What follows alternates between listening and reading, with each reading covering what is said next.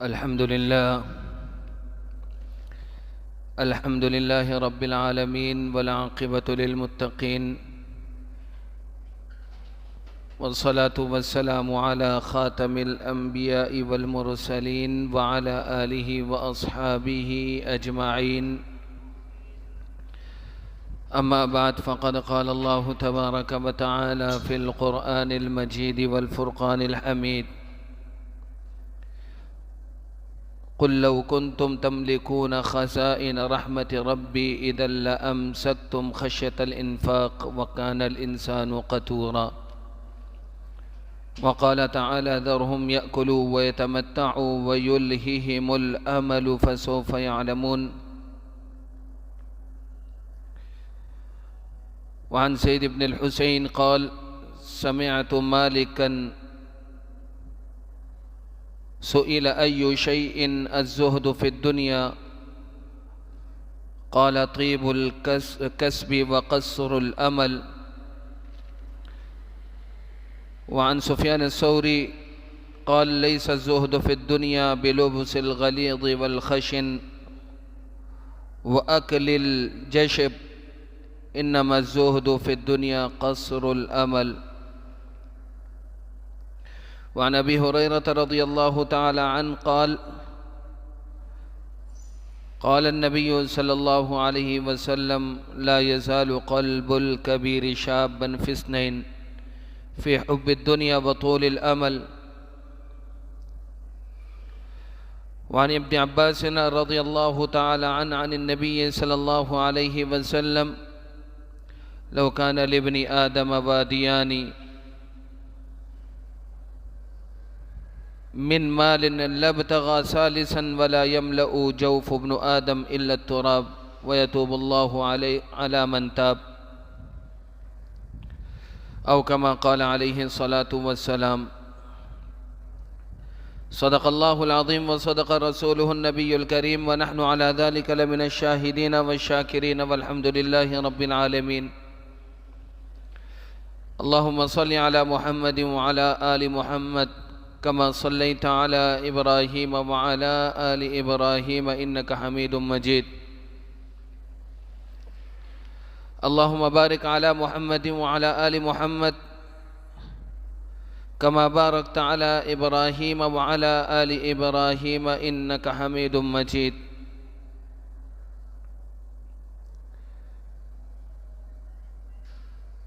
میرے انتہائی واجب الاحترام، قابل تکریم،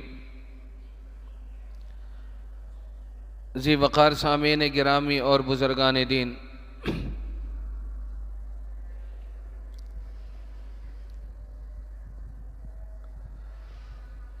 میں نے آپ حضرات کے سامنے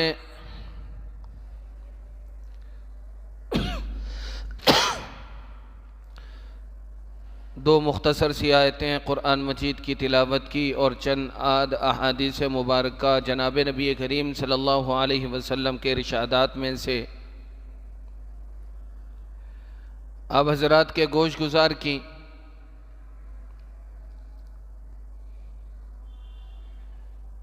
ان کے علاوہ بھی چند دیگر روایتیں بھی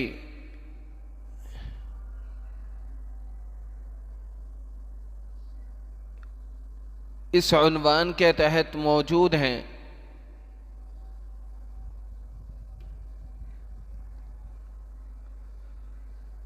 ان دونوں آیتوں کا اور اسی طرح احادیث مبارکہ کا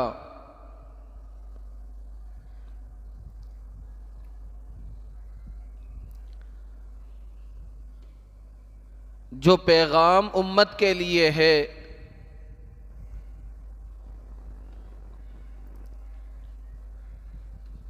خاص کر مسلمانوں کے فلاح و بہبود کے واسطے ہیں،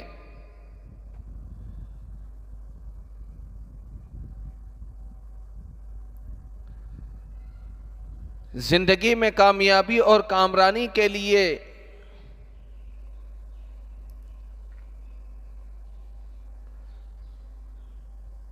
جو رہنما اصول یا ذری اصول اللہ پاک نے ان آیتوں میں اور جناب نبی کریم صلی اللہ علیہ وسلم نے اپنے ارشادات مبارکہ میں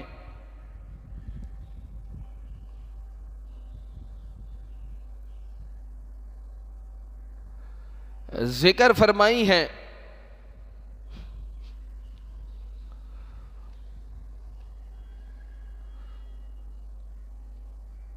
ان کے تناظر میں ان کو سامنے رکھتے ہوئے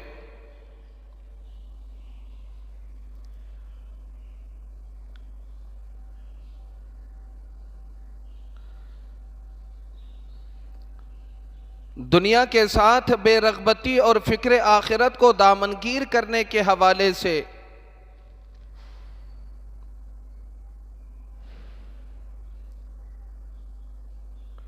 میں آج کی اس نشست میں اپنی معروضات کو رکھوں گا۔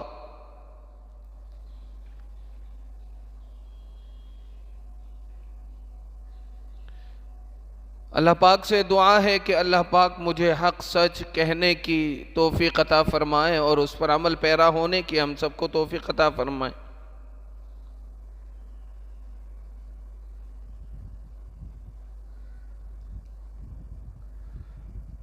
میرے عزیزو،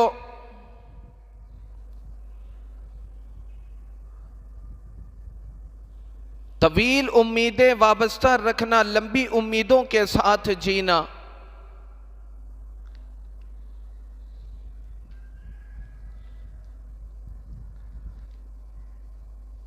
یہ انسان کی فطرت ہے۔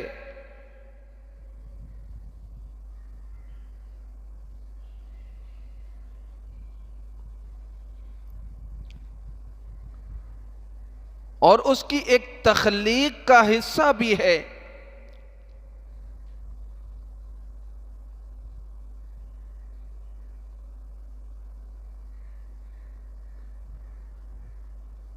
لمبی امیدیں رکھنا یوں تو غلط اور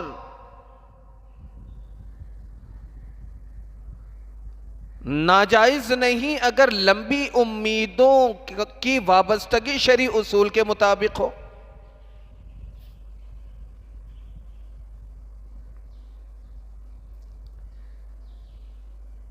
نیک تمنائیں اگر شریعت کے متصادم نہ ہو تو پھر تمنا اور آرزو کرنے میں بھی کوئی ممانعت نہیں۔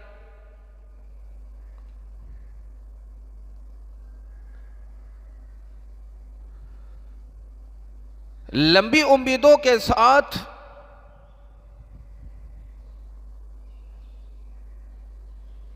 دیرپا دیرینہ منصوبہ بندیاں کرنا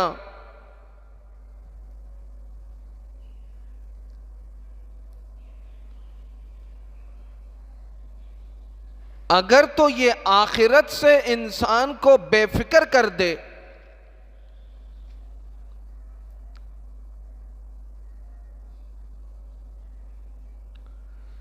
فکر آخرت انسان سے ختم ہوتا چلا جائے،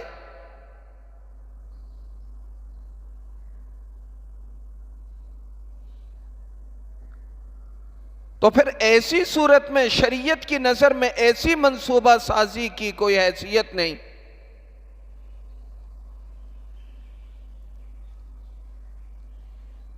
ایسی منصوبہ بندی کی شرعاً کوئی حیثیت نہیں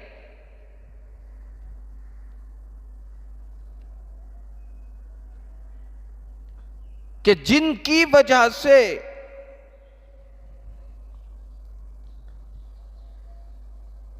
انسان دنیا میں مستغرق ہو کر رہ جائے،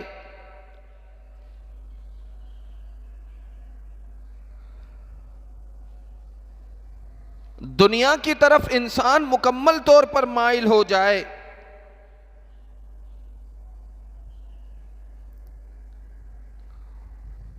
اور آخرت کی جو فکر ہے جس کی تیاری انسان کو کرنی چاہیے،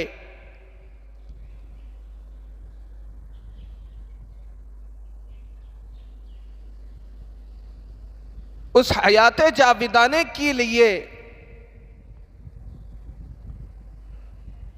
جو کوششیں انسان کو کرنی چاہیے، انسان اپنی منصوبہ ساز جو پروگرام ہے، منصوبہ بندیاں ہیں،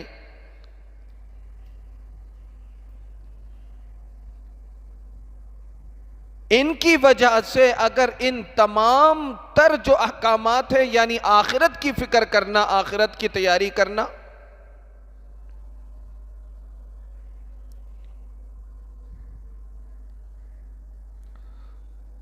اس سے اگر انسان دور ہو جاتا ہے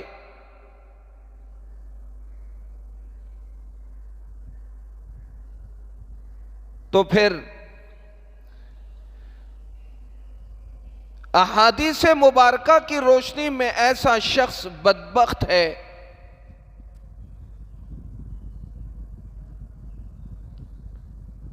ایسا شخص بدقسمت ہے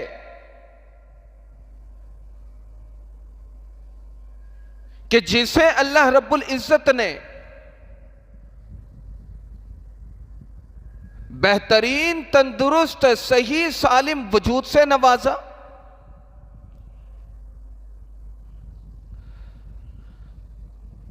اللہ تعالیٰ نے اسے توانائی کی نعمت سے نوازا،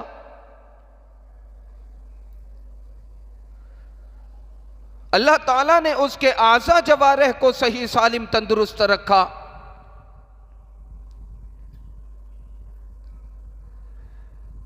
معیشت کے اعتبار سے دیکھا جائے تو اللہ تعالیٰ نے اسے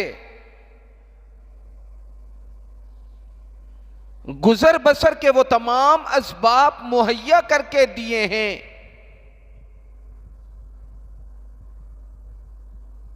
کہ جن گزر بسر کے اسباب کے ذریعے سے وہ بخوشی خود کفیل ہو کر زندگی گزار سکتا ہے۔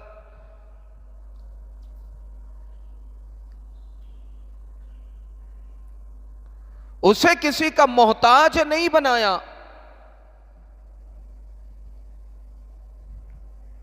اسے در در کا گداگر نہیں بنایا،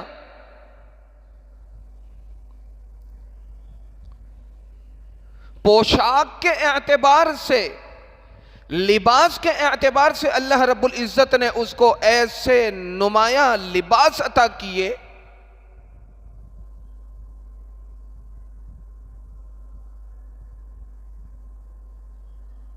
کہ جن کے ذریعے سے وہ معاشرے میں عزت اور وقار کے ساتھ جیتا ہے۔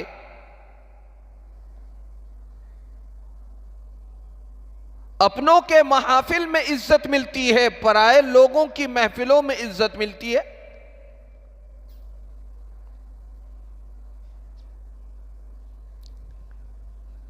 تو اللہ تعالیٰ نے ہر قسم کے ذرائع جو انسان کی زندگی گزارنے کے لیے انسان کے واسطے ضروری اور لازم ہے،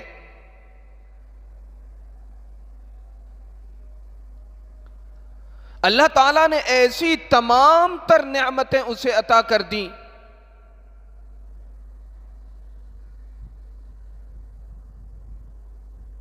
اب ان تمام تر نعمتوں کا، ان تمام تر اسباب اور ذرائع کا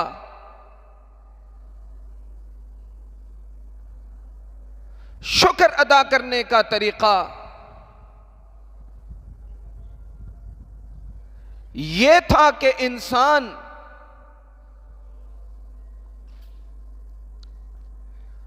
شب و روز کی خود کفیل زندگی گزارنے کے بعد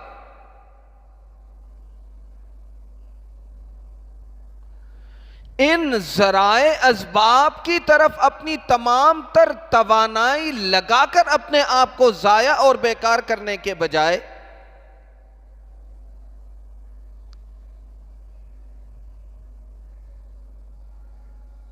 جو مقصد اصلی انسان کا ہے، مسلمانوں کا ہے،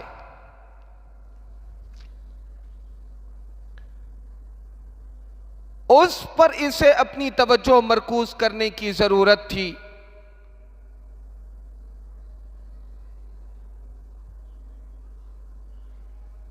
اور وہ اصل مقصد انسان اور مسلمانوں کا کیا ہے؟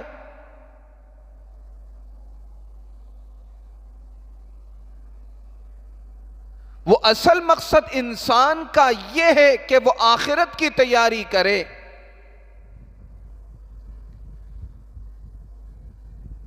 اور دار البقاء کے واسطے اپنے آپ کو تیار کرے.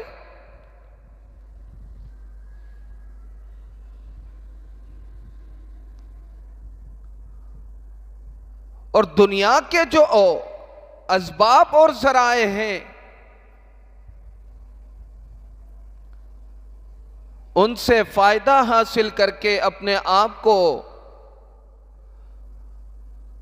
آخرت کے واسطے تیار کرنے کے بجائے اگر کوئی شخص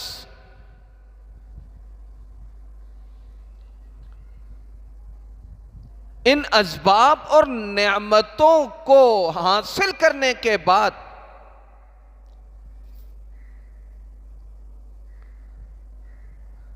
مغرور ہو جاتا ہے اور آخرت کی تیاری سے اپنے آپ کو دور رکھتا ہے،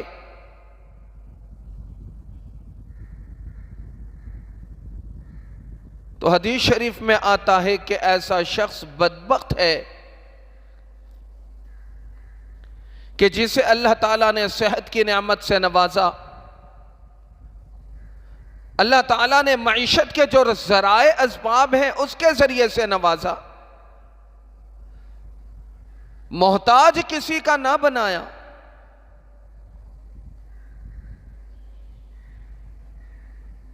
اب ایسے شخص کو چاہیے تھا کہ وہ ہمہ وقت اللہ کی طرف متوجہ رہتا اور ان تمام تر اسباب ذرائع کے ذریعے سے جو دنیا میں موجود ہیں ان اسباب سے فائدہ اٹھا کر وہ قرب خداوندی کے ان راستوں کو ڈھونڈتا اور پہچانتا کہ جس کے ذریعے سے قرب خداوندی حاصل ہوتی ہے.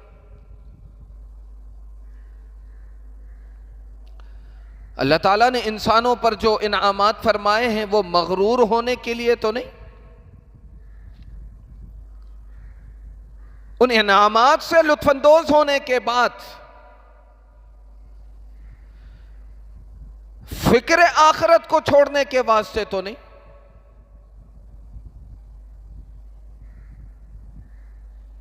اللہ تعالیٰ کی دی ہوئی تمام تر نعمتوں سے لطف اندوز ہونے کے بعد بہترین بندگی کا تقاضا یہ تھا کہ وہ شخص قرب خداوندی کو حاصل کرتا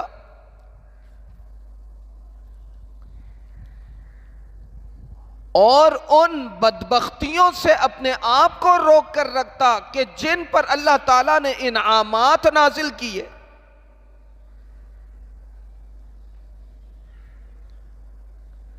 اور انعامات سے لطف اندوز ہونے کے بعد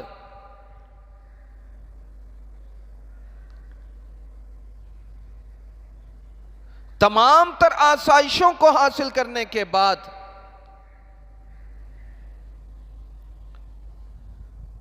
فکر آخرت سے دور ہو گئے، جو چیزیں اللہ رب العزت کے قرب کے ذرائع میں سے تھا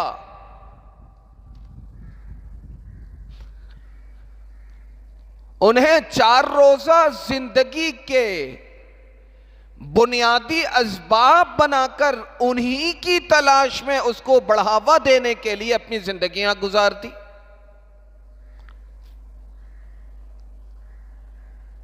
ایسے شخص کے بارے میں حدیث شریف میں آتا ہے کہ ایسا شخص بدبخت ترین شخص ہے، انسان ہے کہ جس کی دنیا اس سے آخرت سے بے غم کرتی.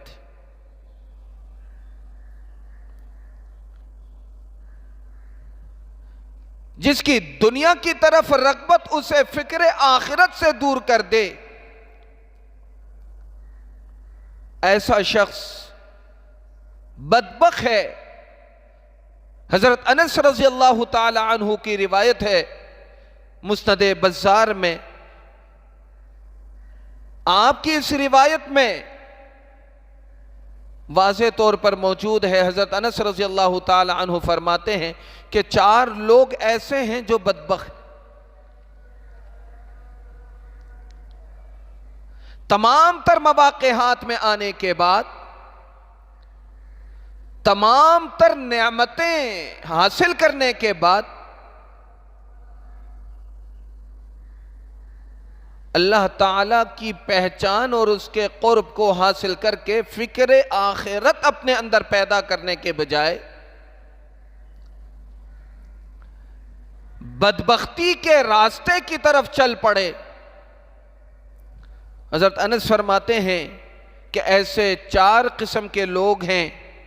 پہلے نمبر پر ندامت کے آنسو نہ گرانا۔ سب سے پہلا شخص بدبخت وہ ہے کہ جو کوتاہیاں بھی کرے، غلطیاں بھی کرے، گناہ بھی کرے اور گناہ پر اصرار بھی کرے، اور اس گناہ پر ندامت کے آنسو بہانے کے بجائے اپنے آپ کو مزید اس گناہ پر جری کرے۔ ایسے شخص کو جناب نبی کریم صلی اللہ علیہ وسلم نے بدبخت فرمایا کہ جسے اپنے کرتوت پر رونا نہ آتا ہو اس سے زیادہ بدبخت انسان کوئی نہیں۔ اس سے زیادہ بدبختی کوئی نہیں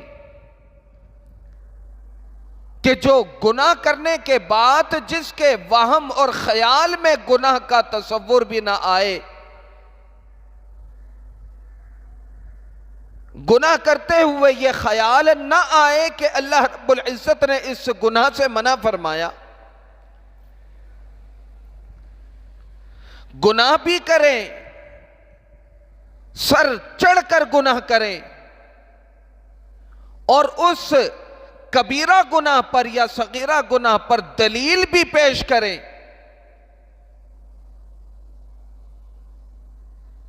اور اللہ کے حضور گناہ کرنے کے بعد تائب ہونے کے بجائے اپنے اس گناہ پر حجت اور دلیل بھی پیش کریں، ایسے لوگ بدبخت ہوا کرتے ہیں۔ کیونکہ حدیث شریف میں آتا ہے کہ جس شخص نے گناہ کیا اور اس گناہ پر حجت بھی دی، دلیل بھی پیش کرے اور اس گناہ پر ڈٹائی کا بھی مظاہرہ کرے، اللہ رب العزت ایسے شخص سے توبہ کی توفیق سلب کر لیتا، توبہ کی توفیق سلب کر لیتا۔ ایسے لوگوں کو اللہ پاک توبہ کی توفیق نہیں دیتا۔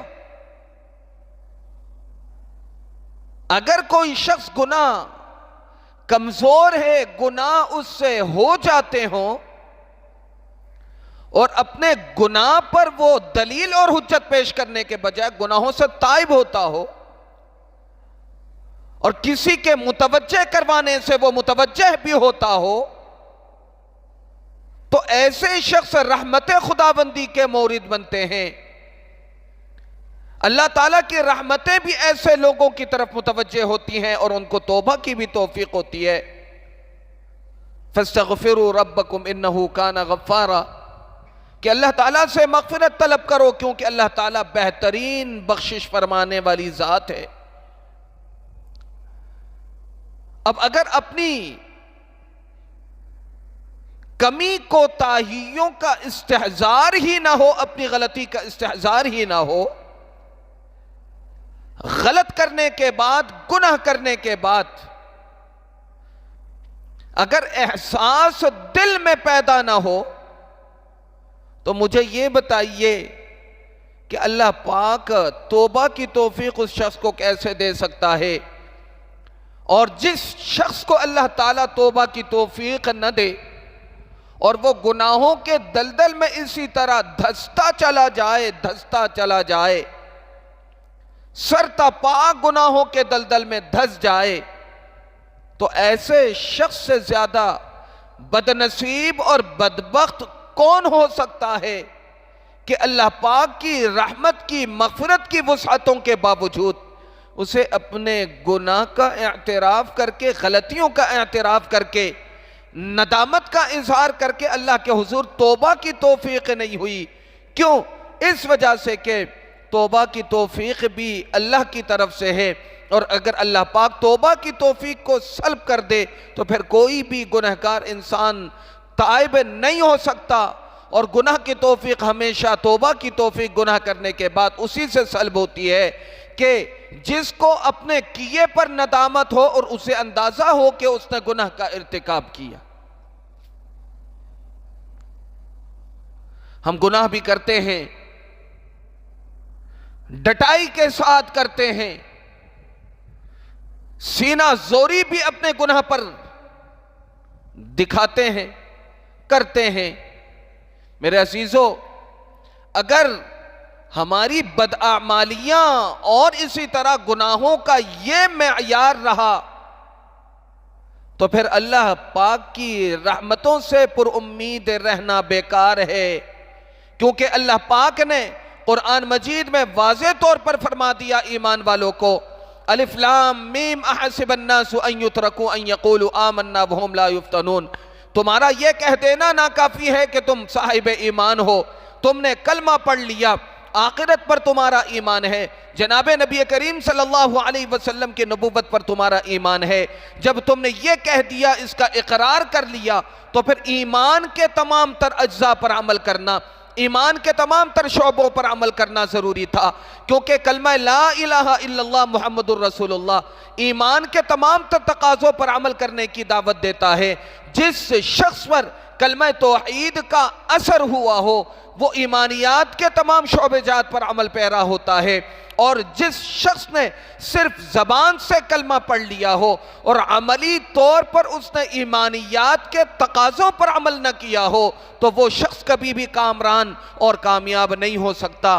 تبھی جناب نبی کریم صلی اللہ علیہ وسلم نے فرمایا کہ بدبخت ترین اشخاص میں سے، 4 افراد میں سے وہ شخص ہے کہ جو گناہ کرتا ہے، ڈٹائی کے ساتھ کرتا ہے، توجہ دلانے کے باوجود اس پر سینہ زوری بھی کرتا ہے، دکھاتا ہے، اور ایسا شخص جب اس کے معاملات خراب ہوتے ہیں، جب اس کے کاروباری زندگی میں خرابیاں آتی ہیں، بیماریاں آتی ہیں، اولاد نافرمان ہے، گھر والے نافرمان ہیں، بیوی بچے نافرمان ہیں، سکھ نہیں ہے، کھانے پینے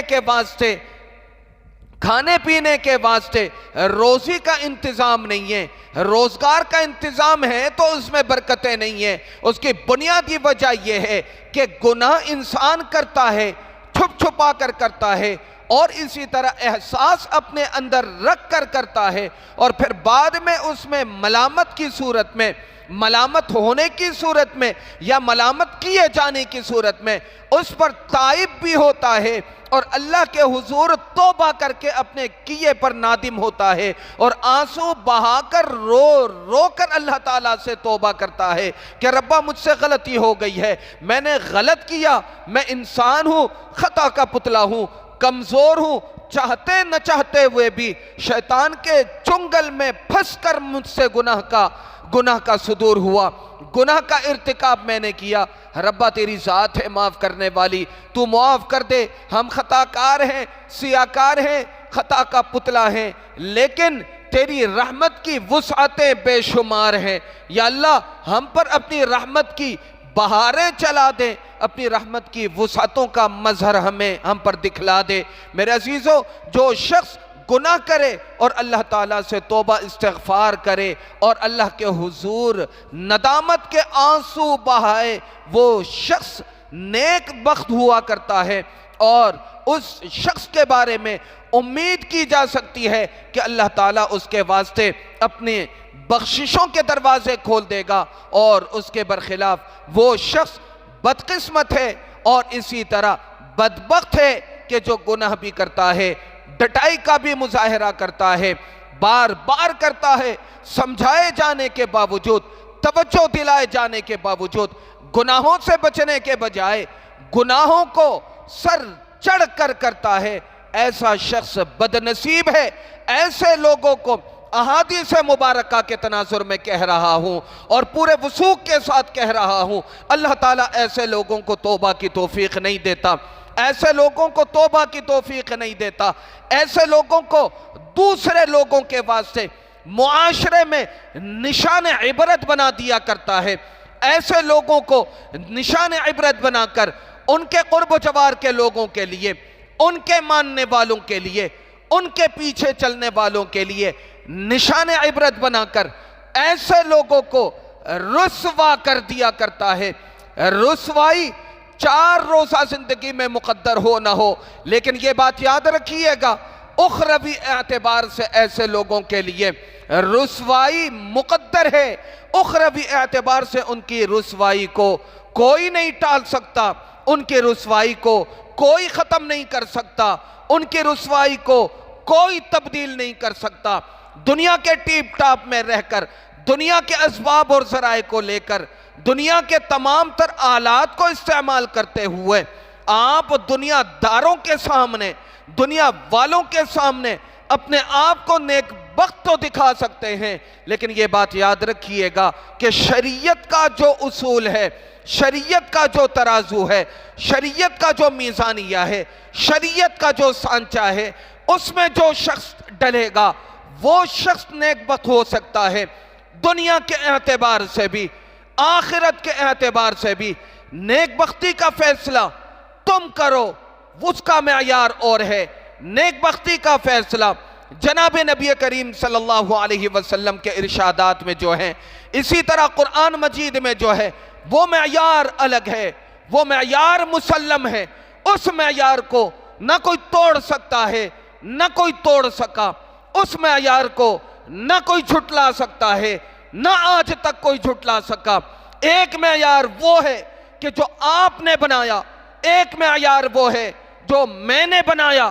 میرا بنایا ہوا معیار کامیابی کے لیے، کامیابی کی کنجی نہیں بن سکتی۔ کامیابی کا پروانہ میرا اور آپ کا معیار نہیں بن سکتا۔ میرا اور آپ کا معیار کسی کے نجات کا ذریعہ نہیں بن سکتا۔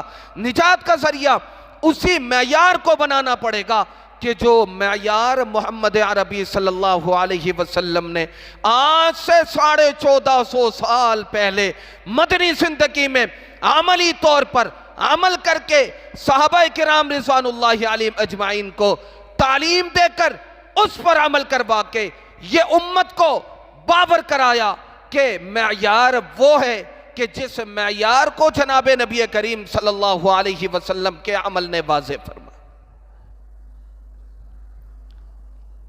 میرے عزیزو، بدبختی دیکھیے، ہم دنیا دار لوگ ہیں، دنیا داروں کے حق تلفی کرتے ہیں۔ کسی سے قرض لے لیا، قرض خواہ آ گئے، ادائیگی کے واسطے نہیں ہے، ہم آنسو بہا کر، بچوں کا واسطہ دے کر، گھر کا کچن دکھا کر، خالی برتن دکھا کر اس سے مہلت مانگتے ہیں، یا قرضوں کی معافی کا مطالبہ کرتے ہیں۔ میرے عزیزو، انسان کے سامنے عاجزی دکھا کر،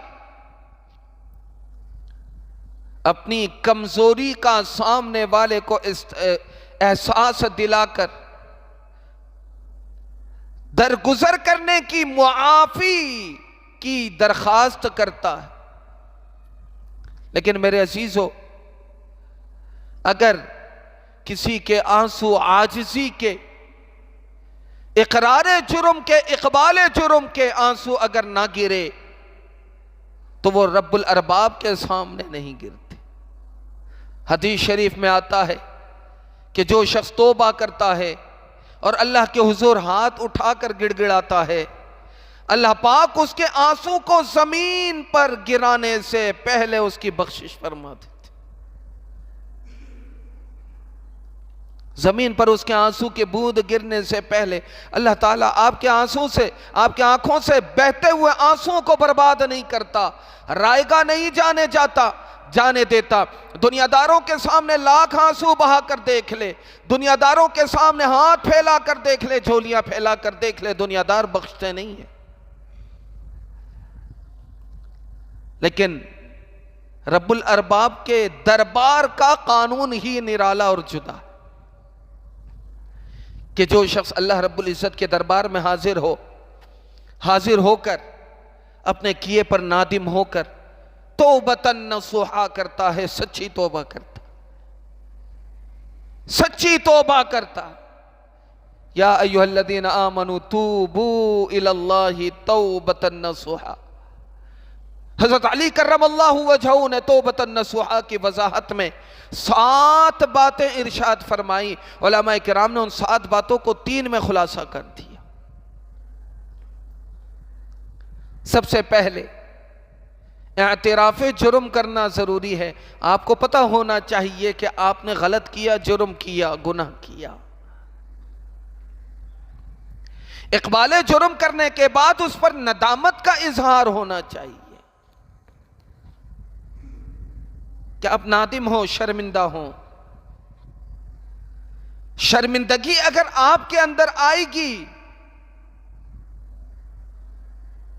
تو آپ کے اندر کی شرمندگی یہ واضح کرے گا کہ واقعتاً آپ سچی توبہ کر رہے ہیں.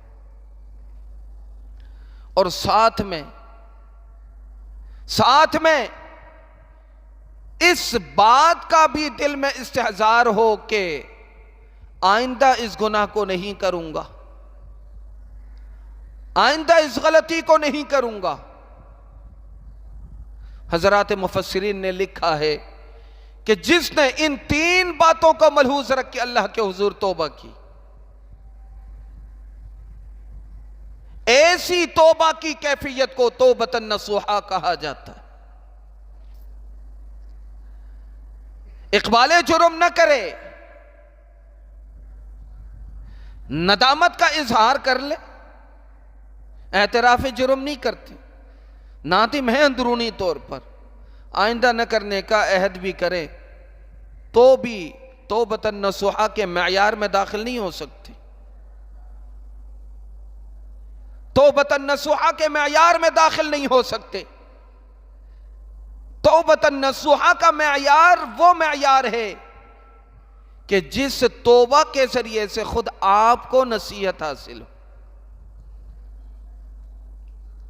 جس توبہ کے ذریعے سے خود آپ کو نصیحت حاصل ہو، آپ کا وجود اس گناہ یا اس جیسے گناہ کو کرنے سے پہلے لرز جائے، آپ کے وجود میں لرزہ طاری ہو جائے، اس گناہ کے تصور اور نحوست سے آپ کی روح کانپ جائے. یہ توبۃ نصوحا ہے. میرے عزیزو، میرے دوستو، میرے بزرگوں، مسند بزار کی روایت میں آپ حضرات کے گوش گزار کر رہا تھا. حضرت انس رضی اللہ تعالی عنہ نے فرمایا کہ بدقسمت اور بدبخت لوگ 4 ہیں کہ جنہیں اپنے کیے پر ندامت کے ساتھ آنسو بہانا نہیں آتا. اللہ کے حضور ندامت کا اظہار کر کے آنسو بہانا نہیں آتا. دوسرے نمبر پر حضرت انس رضی اللہ تعالی عنہ فرماتے ہیں کہ بدبخت لوگ وہ ہیں کہ جن کے دل اللہ تعالیٰ نے سخت کر دیے.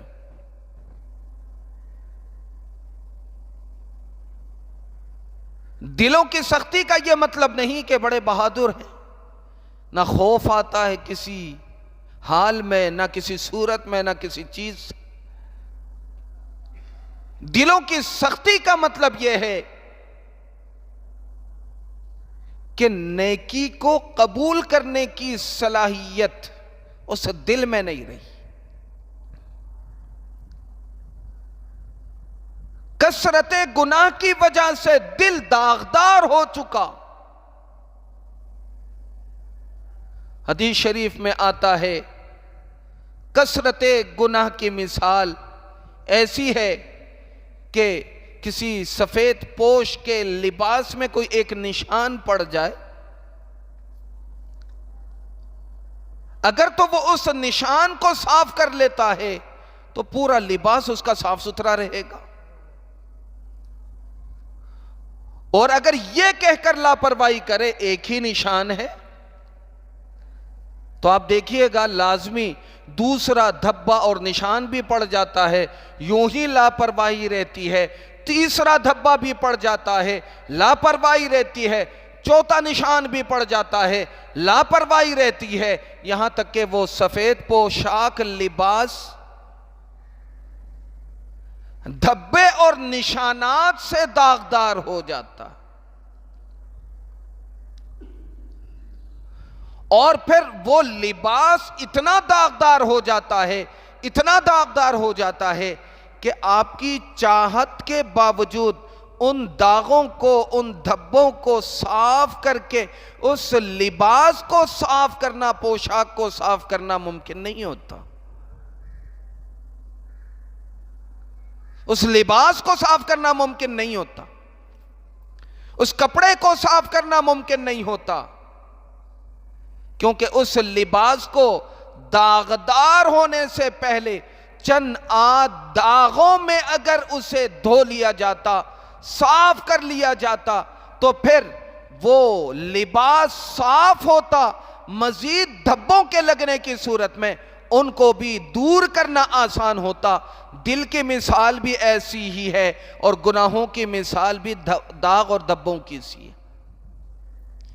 دل کی مثال سفید لباس کی سی ہے۔ انسان گناہ کرتا ہے، ایک نشان دل میں پڑ گیا، توبۃ نصوحہ کر لیں، ندامت کا اظہار کر لیں۔ پہلی بدبختی جو ذکر کی گئی ہے کہ انسان ندامت کے آنسو اللہ کے حضور گرانے سے گریز کر، نادم ہی نہیں ہوتا۔ گناہ بھی کرتے ہیں، ڈٹائی کے ساتھ کرتے ہیں، سر چڑھ کر کرتے ہیں، اور سر چڑھ کر بولتے بھی ہیں، دلیلیں بھی دیتے ہیں۔ یہ بات یاد رکھنا، تمہارا یہ غرور، یہ تمہارا تکبر تب تک ہے جب تک تمہاری روح کا رشتہ تمہارے ساتھ،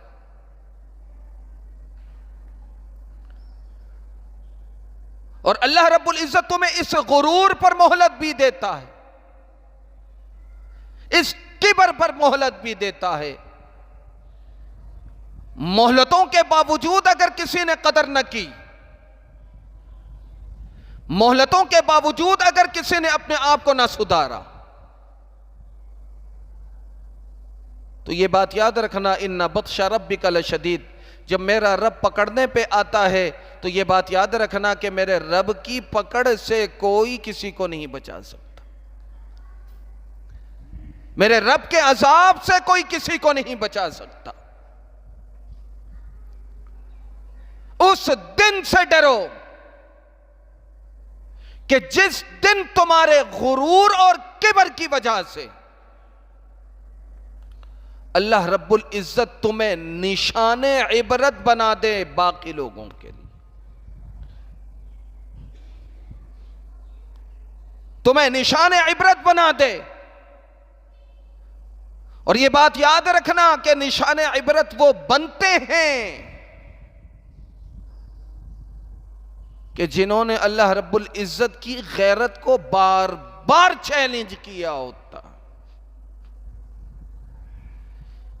یہ اللہ رب العزت کی غیرت کو چیلنج کرنے کے مترادف نہیں ہے کہ ایک دفعہ گناہ کر لیا، دو دفعہ گناہ کر لیا، تین دفعہ گناہ کر لیا، چار دفعہ گناہ کر لیا، تو کیا تم اللہ کی غیرت کو جو ہے وہ دعوت دے رہے ہو یا چیلنج کر رہے ہو کہ کوئی طاقت ہے تو مجھے پکڑ لے، کیونکہ میں سر عام اسی طرح کی بدماشیوں میں لگا ہوں؟ میرے عزیزو، ایک دفعہ انسان جب گناہ کرتا ہے، توبوا الی اللہ توبۃ نصوحا فاستغفروا ربکم انہ کان غفارا۔ حضرت عائشہ صدیقہ رضی اللہ تعالی عنہ فرماتی ہیں کہ جناب نبی کریم صلی اللہ علیہ وسلم ایک دن میں جو ہے وہ 70 دفعہ سے زیادہ استغفار فرماتے، بعض روایتوں میں آتا ہے 100 دفعہ سے زیادہ استغفار فرماتے، باوجود کہ جناب نبی کریم صلی اللہ علیہ وسلم کی ذات اقدس محفوظ بھی ہے اور معصوم بھی ہے، باوجود کہ جناب نبی کریم صلی اللہ علیہ وسلم کی ذات اقدس لغزشوں سے خطاؤں سے محفوظ بھی ہے اور معصوم بھی ہے۔ میں اور آپ، یہ بات تو طے ہے کہ میں اور آپ معصوم نہیں، کیونکہ معصومیت صفت صرف انبیاء علیہم السلام کی۔ البتہ جو اللہ رب العزت کا، جنہیں اللہ رب العزت نے اپنا قرب عطا کیا ہو، اولیاء اللہ جن کو کہا جاتا ہے، کہ جن کے بارے میں میرا رب خود قرآن مجید میں فرماتے ہیں الا ان اولیاء اللہ لا خوف علیہم ولا هم يحزنون، کہ جو میرے ولی ہیں، میرے دوست ہیں، جنہیں میں نے اپنا مقرب بنا لیا، نہ دنیاوی غم انہیں لاحق ہوتے ہیں، نہ اخروی غم انہیں لاحق ہوگا۔ اللہ رب العزت نے جنہیں قرب عطا کیا ہوتا ہے، یہ لوگ معصوم تو نہیں ہوتے، البتہ کبائر سے محفوظ ہو سکتے، کبائر سے اپنے مجاہدات اور ریاستوں کے ذریعے سے محفوظ ہو سکتے ہیں۔ اب میرا سوال آپ سے ہے، جواب آپ اپنے آپ کو دے دیجئے کہ ہم میں سے اس معیار کا ولی بھی کوئی نہیں کہ جسے اپنی ولایت پر اتنا بھروسہ ہو کہ وہ یہ سمجھتا ہو کہ وہ صغائر سے حضرات اولیاء کرام کی طرح محفوظ ہے۔ جب میں اور آپ معصوم بھی نہیں، محفوظ بھی نہیں، تو پھر ہمیں دن میں کتنی دفعہ توبہ اور استغفار کی ضرورت ہے؟ کتنی دفعہ توبہ اور استغفار کی ضرورت ہے؟ جناب نبی کریم صلی اللہ علیہ وسلم درجنوں دفعہ دن میں توبہ اور استغفار فرماتے، معصوم بھی ہیں، محفوظ بھی ہیں۔ میں اور آپ نہ معصوم ہے نہ محفوظ ہے، فیصلہ آپ کریں کہ مجھے اور آپ کو کتنی دفعہ توبہ اور استغفار کی ضرورت ہے۔ اب ایک گناہ کا صدور ہم سے ہوا، ایک گناہ ہم سے سرزد ہو گیا، توبہ نہ کی تو وہ گناہ کالے دھبے کی طرح جو سفید لباس میں لگ جایا کرتا ہے، دل میں وہ دھبا لگ جاتا ہے۔ توبہ کرنے کی صورت میں، اللہ کے حضور ندامت کے آنسو بہانے کی صورت میں دل صاف کر دیا جاتا ہے۔ پرواہ نہ کر کے توبہ نہ کی، اللہ کے حضور ایک ہی تو گناہ ہوا۔ بعض لوگ کہہ دیتے ہیں ایک ہی دن کی فجر کی نماز گئی ہے نا، کوئی بات نہیں، اللہ کی رحمتیں بڑی وسیع ہیں، اللہ کی مغفرت بہت وسیع ہے۔ یہ اللہ کی مغفرت سے پر امید ہیں یا مغفرت خداوندی کا تمسخر کر رہے ہیں؟ مغفرت خداوندی سے پر امید ہیں یا مغفرت خداوندی کا تمسخر کر رہے ہیں؟ اِنَّهُ كَانَ لِلْأَوَّابِينَ غَفُورًا، یہ تو قرآن مجید کا ارشاد ہے کہ مغفرت خداوندی سے پر امید وہ رہے کہ جو لوٹ کر آیا ہو، پلٹ کر آیا ہو۔ آپ پلٹ کے آئے ہیں، پلٹ کے آتے تو وہ گناہ آپ کے حصے میں لکھا ہوا نہ ہوتا، وہ گناہ مٹا دیا جاتا، وہ دھبا آپ کے دل سے مٹا دیا جاتا۔ جب پلٹ کر نہ آئیں، محض پر امید ہیں کہ اللہ تعالیٰ کی رحمتیں بڑی وسیع ہیں۔ بے شمار لوگوں کو اس طرح ہم نے دیکھا، نہ نمازوں سے کوئی غرض، نہ روزے اذکار سے کوئی غرض، نہ تلاوتوں سے کوئی غرض، نہ پابند شریعت ہونے سے کوئی غرض، نہ شریعت کے احکامات سے کوئی غرض، نہ نماز روزہ زکوٰۃ دیگر چیزوں سے کوئی غرض، نہ پاکی ناپاکی سے کوئی غرض، بیٹھے میں وقت کا ولی اور قطب بن کے، اور اللہ تعالیٰ کی رحمتوں سے پر امید ہے۔ اللہ کی رحمت سے پر امید رہنا چاہیے، لیکن اسباب اور ذرائع کو اختیار کر کے۔ میرا رب تو قرآن مجید میں یہی کہتا ہے اِنَّهُ كَانَ لِلْأَوَّابِينَ غَفُورًا، جو میری طرف لوٹ کر آئے گا میں اس کی مغفرت کروں گا۔ حدیث شریف میں آتا ہے کہ جو میری طرف لوٹ کر آتا ہے ایک بالش آتا ہے، میری رحمتیں ایک زرا جاتی ہیں، جو میری طرف چل کر آتا ہے میری رحمتیں دوڑ کر اس کا استقبال کروں۔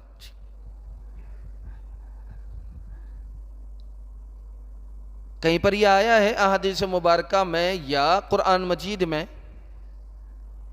مجھے تو سالوں سال کے مطالعے میں کہیں نہیں ملا، آپ کو ملا تو مجھے بتا دیجئے گا، میرے معلومات میں بھی اضافہ ہو جائے گا کہ کہیں پر یہ لکھا ہوا ہو کہ نہ ہم نے ذرائع اسباب کو اختیار کرنا ہے، نہ ہی ندامت کا اظہار کرنا ہے، بخشش کا پروانہ نیند میں ہی خواب میں ہی میرے نام کا تکیے کے نیچے رکھ دیا جائے گا۔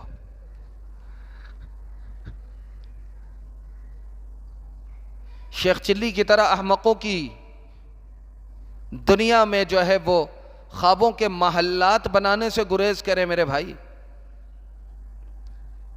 احمقوں کی جنت میں خوابوں کی دنیا میں محلات قائم کرنے کے بجائے حقیقت کی دنیا میں کوئی 40 گز کا پلاٹ بنا لو، یہ زیادہ بہتر ہے، کیونکہ خوابوں کے وہ محلات آپ کے آنکھ کھلتے ہی چکنا چور ہو جائیں گے۔ حقیقت پسند بنے، حقیقت کی دنیا کو سمجھیں اور حقیقت میں اپنے آپ کو رکھنے کی کوشش کریں۔ اللہ تعالیٰ نے آپ کو جو زندگی عطا فرمائی ہے، جو زندگانی آپ کو عطا فرمائی ہے، اللہ تعالیٰ نے خواب کی دنیا میں تو نہیں عطا فرمائی۔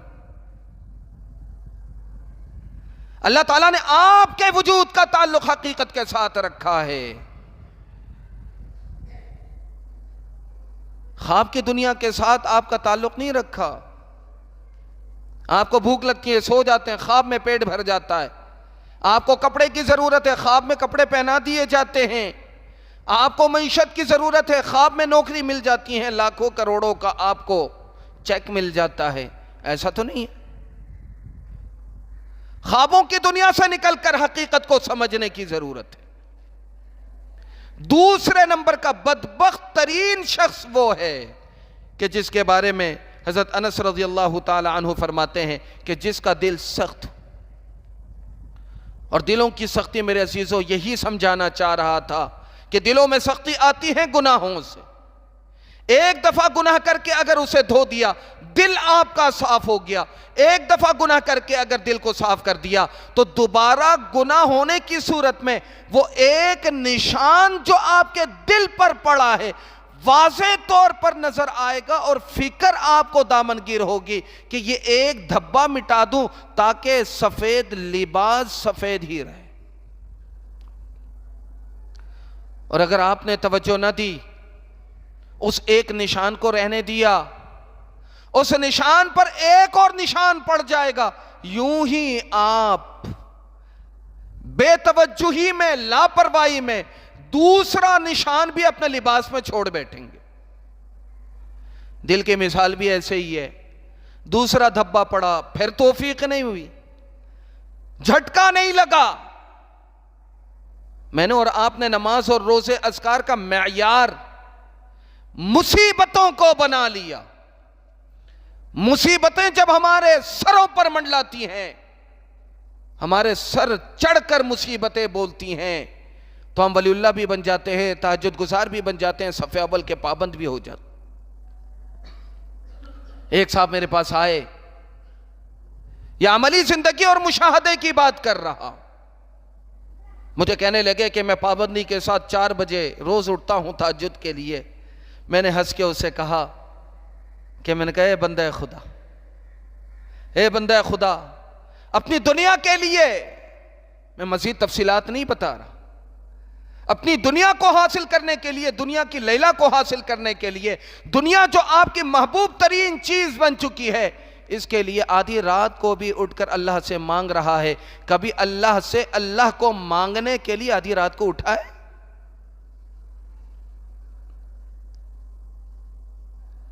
کبھی اللہ رب العزت کی ذات کو اللہ رب العزت سے مانگنے کے لیے آدھی رات کو اٹھا ہے؟ کبھی نہیں اٹھتے، لیکن ہمارے معاملات پھنس جائیں، ہمارے کام پھنس جائے، مصیبتیں آ جائیں تو ہم ولی اللہ بن جاتے ہیں، مطلب کی نمازیں پڑھتے ہیں، مطلب کے اذکار کرتے ہیں، مطلب کے وظائف کرتے ہیں، مطلب کے سے روزے لگتے ہیں، مطلب کی دینداری ہمارے اندر آتی ہے۔ اللہ رب العزت کو نہیں پتا، وہ ذات تو علیم بذات الصدور ہے، اسے پتا ہے کہ یہ مطلب کی زندگی گزار رہا ہے، حقیقی زندگی سے دور ہے۔ تبھی اللہ تعالیٰ تمام تر سجدوں کے باوجود بھی وہ مصیبتیں حل نہیں فرماتا، اور پھر ہم گلے شکوے کرتے ہیں، ہم گلے شکوے کرتے ہیں کہ سالوں سال سے تہجد کی نماز پڑھ رہا ہوں، مسائل حل نہیں ہوتے۔ میرے عزیزو، تہجد کی نماز کسب دنیا کے واسطے کہاں پڑھی جاتی ہے؟ آپ علیہ السلام نے تہجد کی نماز پڑھی، حضرات صحابہ نے تہجد کی نماز پڑھی۔ بڑی بات کہنے لگا ہوں، حضرت امام اعظم ابو حنیفہ رحمۃ اللہ علیہ نے 35 سال تک قاضی خان کے مطابق، فتاوی قاضی خان میں یہ بات لکھی ہے کہ امام اعظم ابو حنیفہ رحمۃ اللہ علیہ نے 35 سال تک عشاء کے وضو سے فجر کی نماز پڑھی، ساری رات تہجد میں کھڑے رہتے، ساری رات تہجد میں قرآن مجید کی تلاوت کرتے۔ 35 سال 40 سال تک جو حضرت امام اعظم ابو حنیفہ ہے، ان کا عمل یہ رہا کہ روز رات کو تہجد کی 2 رکعت میں ایک قرآن ختم فرماتے۔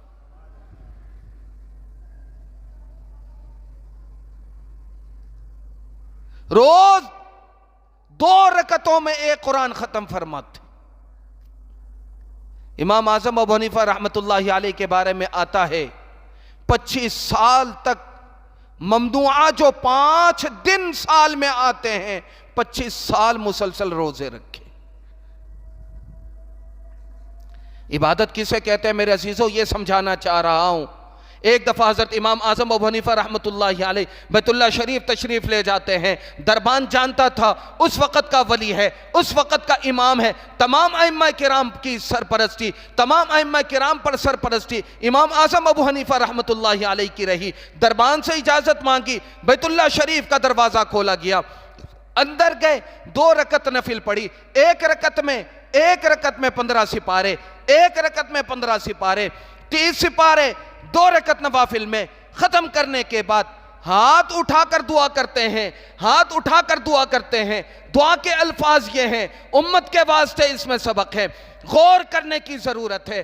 دعا کرتے ہوئے ہاتھ اٹھا کر یہ کہتے ہیں کہ ربا تیری پہچان کا حق تو ادا کر دیا، تجھے جیسے پہچاننا تھا ویسے پہچان لیا، ربا تیری عبادت کا حق ادا نہ کر سکا۔ 45 سال ایک قول کے مطابق، 40 سال ایک قول کے مطابق، ایک قول کے مطابق 35 سال عشاء کے وضو سے فجر کی نماز پڑھ کے روز ایک قرآن مجید تہجد کی 2 رکعتوں میں ختم کر کے، اسی طرح 25 سال تک مسلسل روزے رکھنے کے باوجود امام اعظم ابو حنیفہ رحمۃ اللہ علیہ دعا میں یہ فرما رہے ہیں کہ ربا تیری عبادت کا حق ادا نہ کر سکا، میں نے جو کمی کوتاہی عبادت میں رکھی ہے، یا اللہ میں نے جو تیری پہچان میں کمال حاصل کیا، اس کمال کے ذریعے سے عبادت کے اس نقصان کو پر کر دے۔ میرے عزیزو، سمجھانا یہ چاہ رہا ہوں، ساری زندگی عبادتوں میں گزار دی، 55 حج فرمائے۔ امام اعظم ابو حنیفہ رحمۃ اللہ علیہ نے 55 حج فرمائے۔ میں اور آپ ایک حج کرنے کے بعد گھر کے باہر بڑا سا بورڈ لگا دیتے ہیں، اپنے نام کے ساتھ حاجی صاحب اتنا بڑا کر کے لگاتے ہیں اور باقی نام چھوٹا کر کے لگا دیتے ہیں۔ حاجی صاحب واضح طور پر نظر آنا چاہیے، نام بھلے سے چھوٹا ہو۔ 55 حج کرنے کے باوجود ساری زندگی عبادتوں میں مگن رہ کر اڑوس پڑوس والوں نے امام اعظم کو لقب دیا یہ تو رات کی کیل ہے، یعنی جب رات کو اللہ کی عبادت کے واسطے زمین پر کھڑے ہو جاتے تو ہل کر نہ دیتے تھے، جس طرح کسی سخت چٹان پر کیل ٹھوکنے کے بعد جب وہ ادھر ادھر ہل کر نہیں دیتا تو امام اعظم بھی اپنے جائے نماز پہ اسی طرح کھڑے رہتے۔ لیکن اس کے باوجود کیا فرمایا؟ اس کے باوجود کیا فرمایا کہ ربا تیری عبادت کا حق ادا نہ کر سکا، جو تیری پہچان کا میں نے حق ادا کیا ہے، عبادت کے نقصان کو اس کے ذریعے سے پر فرما دے۔ تیری عبادت کا حق، بار بار کہہ رہا ہوں یہ جملہ، اس طرح عبادت کرنے کے باوجود بھی برملا اعتراف کر رہے ہیں کہ تیری عبادت کا حق ادا نہ کر سکا۔ میں نے کہا کہ ہم تو موسمی ولی اللہ ہوتے ہیں، جب ہم پر مصیبتیں آتی ہیں تو ہم ولی بھی بن جاتے ہیں، ہم قطب بھی بن جاتے ہیں، ہم ابدال بھی بن جاتے ہیں، ہم جو ہے وہ صوم صلات کے پابند بھی ہو جاتے ہیں۔ اللہ رب العزت کو معلوم ہے کہ یہ مطلب پرست لوگ ہیں، مطلب پورا کرنے کے بعد ان کی دینداری نکل جائے گی۔